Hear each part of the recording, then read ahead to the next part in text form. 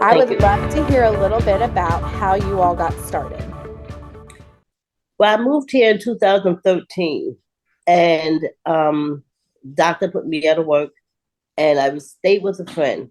She told me to come to Virginia. I just moved here, and I started going to a couple of food pantries because it took them a year to get my retirement together. And I noticed the different problems. The food insecurity is real. They weren't getting nutritious meals. Then I started seeing homeless people in doorways. It was cold outside, and there was nobody with a blanket. So I started giving out blankets, and it got to the point where I started making sandwiches. I just wanted to make a sandwich. That was my logo. I just wanted to make a sandwich for someone. I started to get to know quite a few people. I started making chili, and I had a friend who said, "Why don't you start a Facebook group?" I said, "I know exactly two people in Richmond. Who's going to help me?" And I met this woman online, and I said, "Well, if I'm going to do it, you come down here and help me." I didn't think she was going to do it. She was a disabled woman, and her name was Kathy. And she came down here, I started the Facebook group, and it just took off from there. People in the community want to help, they just don't know how. Yep, you're exactly right. So when we started there, and then we had Camp Kathy. Camp Kathy, we had 150 tents. It started out with just two tents. I couldn't watch people sleep in the rain and the snow on the ground. So we Now, bought a where was tent that? Where was the tent city? right across the street from the jail at the old shelter on Oliver Hill Way. Okay. We started putting the tents behind the shelter. And they didn't even know it was there. Oh my gosh. Okay. And then we got to the end of the building. I warned the people, I said, "Look, we're running out of space. They're going to realize now there's a whole campsite right behind the shelter." And it just took off from there. It worked well. The people started getting jobs. Social services and Catholic Charities knew where their people were. They didn't have to go looking in the Oh, streets for yeah. them. I didn't think about that. People started asking to go to rehab. We got them connected with rehab. That's huge. It really worked. The jail started sending people over there when they got out of jail. We Oh had my. rules. We had two of the homeless guys slept in their cars. They were our security. We had people. Wow. We started with a soup team, sandwich team, boiled egg team. It just grew out of proportion, and it got to the point where someone says, "Well, why don't you do a nonprofit?" I had no idea what I was doing, but God said do it, so we did it. And now we have over 7,000 Facebook followers. People in the Wow. community follow us. Amazon is one of our biggest supporters. Coca-Cola, they keep us in beverages. Local, Altria has now joined forces with us. It's just a lot of people in the community. You That can't is wait amazing. for the city to do something. If you wait for that, people are going to die, and people have died out.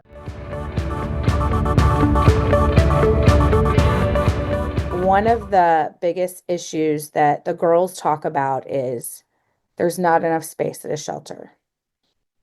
Well, the shelter was last year 150 beds, 100 for Okay. men, 50 for women. Okay. 2 years ago, they had a shelter for families. Hmm. This year, 2024, there is no walk-up shelter for families. If you have a child under 18 and out on the streets, you go on a waiting list. Last night, and we basically funded by the community. We have families sitting on a bench. A lady with the son yesterday called me. She said, "I'm hungry and cold. I don't know where to go with my child." Catholic Charities told her to call me for a tent. Richmond said because she gets her benefits in Henrico, they can't help her. Henrico said, "We don't know where to send you. We have nothing available." I could not in good conscience put this woman in a tent with a child.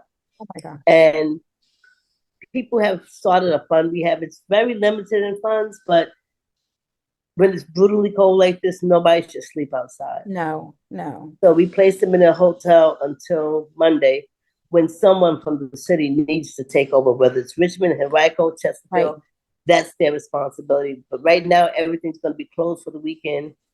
We're going to make sure they don't freeze to death.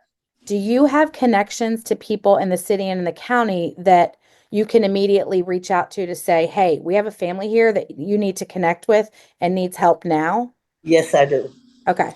So they are aware of who you are and they respect what you're doing and they look to you for help and you look to them for help. Henrico is really a big supporter of ours. Tyrone Nelson, Monica Yep. Smith, we work together well. Richmond, on the other hand, their homeless liaison and I, Diane Wilmore, we work very well together. Okay. But unfortunately, the service isn't available. So they have contacted me about a family, and we've had to put them in a hotel until they figure out what they can do. Have you all just raised enough funds to say we have money for an No, emergency? Okay. no, we So don't. what happens next when you get that call? First thing I do is I get the name, date of birth, and amount of people in the family. What county do they receive their benefits? So I know which county to call. Okay. And get their permission to speak to someone, whether it's Miss Wilmore or Monica Smith, and see what they can do. I connect them with them, make sure they've called the crisis line, and make sure they call every week. Make sure they follow all those guidelines before we step in. If they can't follow those guidelines, I'm just wasting my time trying to help them. Now, and this just means that's if they have a phone and they can If reach they out have, to them. right. Yeah, a lot of times they're using someone else's phone. Right. Yep. So we have to get in our car and go to where they are because the person's phone they're using, they're going to walk off. Right. A lot of times they may be at the library. Okay. They may be at a store, just sitting outside. One lady with a 10-year-old child was sleeping on a bench of Southside Plaza. So we had to go meet her there. Okay. So it's all kinds of hindrance. And those government phones don't work very well. Are these phones that These are free phones through some company that they get through the government. Most of the time, the service isn't well. They get cut off quite often. Okay. So they're stuck out there with nobody and nothing. And would you say you get these calls once a day, twice a week? I get at least 10 a day, whether it's a single person, a man, female, or a family. I get at least minimally 10 calls a day.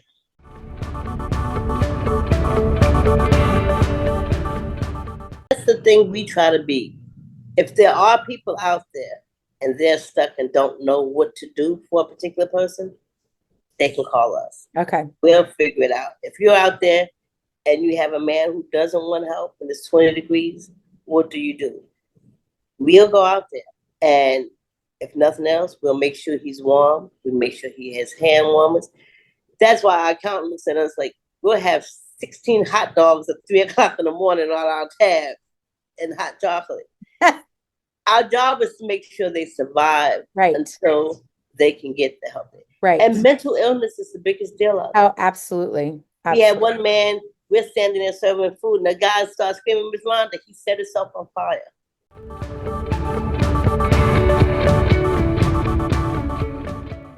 I have team leaders. I have a new board member, Tanya Fobbs. She just came on board yesterday. She works with me just about every day.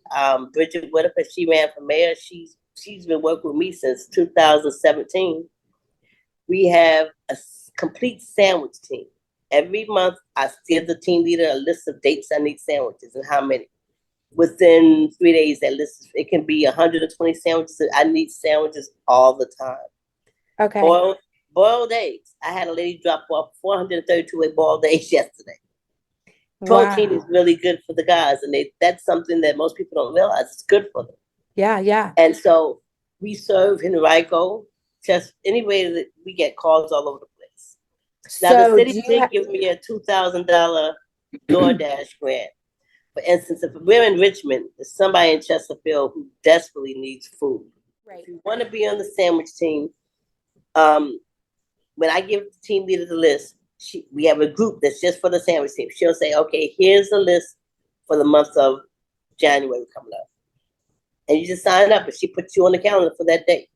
So sandwich, it seems like, is the big part of the ministry is yes, the sandwich. And then you're just a liaison too. Like that's huge because you help connect the people to the right resources. And that's our goal. We want them to get out this situation. We had one of the unsheltered guys actually helps me on a regular basis.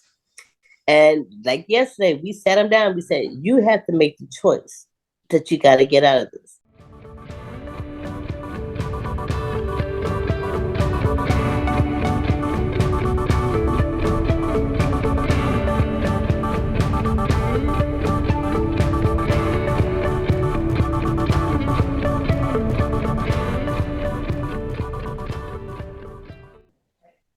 I would recommend people, please follow them on Facebook and just get a bird's eye view of what is happening. I mean, this is live and in action. She is out there every day, and you'll see her post a need. And then it's such a blessing to me to see how people will respond to the needs. And I can't say, first of all, thank you enough for your heart and your desire to work with this group. I know sometimes it's not easy. And God is just continuing to bless you because of your faithfulness to this. And I think that's amazing. And we want to be a part of what's happening here.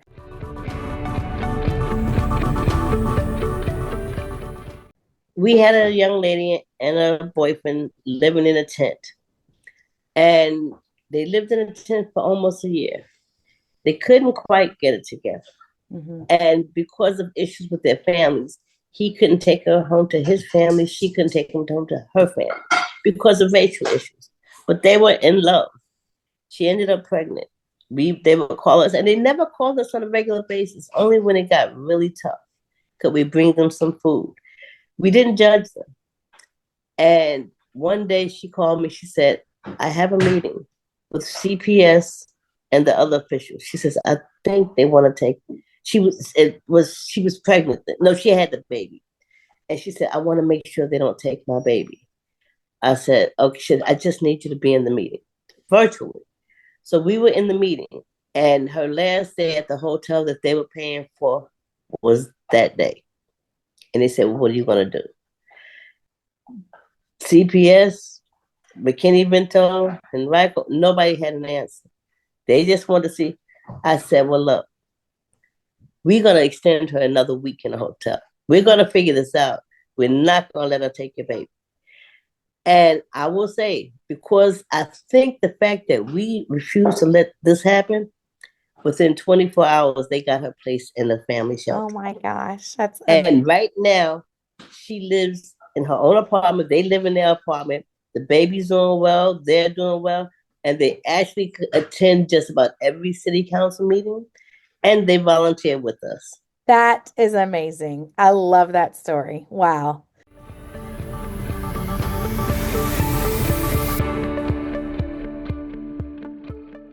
Okay, people. Well, if that doesn't touch your heart on what's happening here in the city, Rhonda, thank you so much for this time to share and just give us some stories and reflection and just to give an idea of ways that people can get involved. It's so simple, like sandwiches, guys. Like that is just something so easy.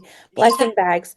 I mean, so many ways that you can be a part of this organization. If you just don't have the time, money is always a big thing because there's obviously these last minute needs that happen 24 hours a day. And we're called to do this. So we don't have a choice. And this is our city and these are our people. And if Right. you aren't touched by this, then shame on you because this is big. This is a big thing that you can be a part of. So, Rhonda, thank you so much for your time. And Thank you very much.